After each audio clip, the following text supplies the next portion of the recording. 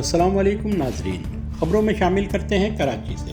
Chairman new Karachi town Mohammad Yusuf का मसीही बरादरी के मुकद्दस त्यौहार मरहूमीन की ईद के हवाले से न्यू कराची टाउन में कायम मसीही कब्रिस्तानों में जारी सफाई सुथराई और रोशनी के इंतजामात का जायजा।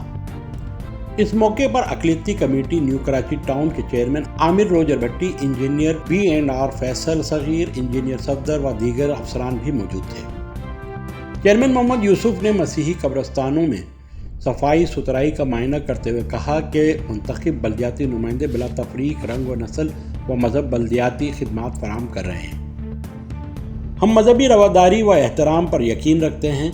अक़लियती बरादरी हमारे लिए काबिल कदर और इनके मजहबी त्यौहार पर बल्दियाती सहूलियात की फराहमी को यकीनी बनाया जाएगा, जबकि मसीही मुलाजमीन की तनख्वाहें भी जल्द अदा कर दी जाएंगी ताकि मसीही मुलाजमीन को अपने त्यौहार पर किसी किस्म की माली मुश्किलात ना आए। मसीही त्यौहार मरहूमीन की ईद के दिन ज़ायरीन अपने मरहूमीन की कब्रों पर बड़ी तादाद में जाते हैं और अकीदत व एहतराम के साथ दुआए खैर करते हैं। टाउन इंतज़ामिया भी मसीही बरादरी के त्यौहार पर कामों में मसरूफ़ है।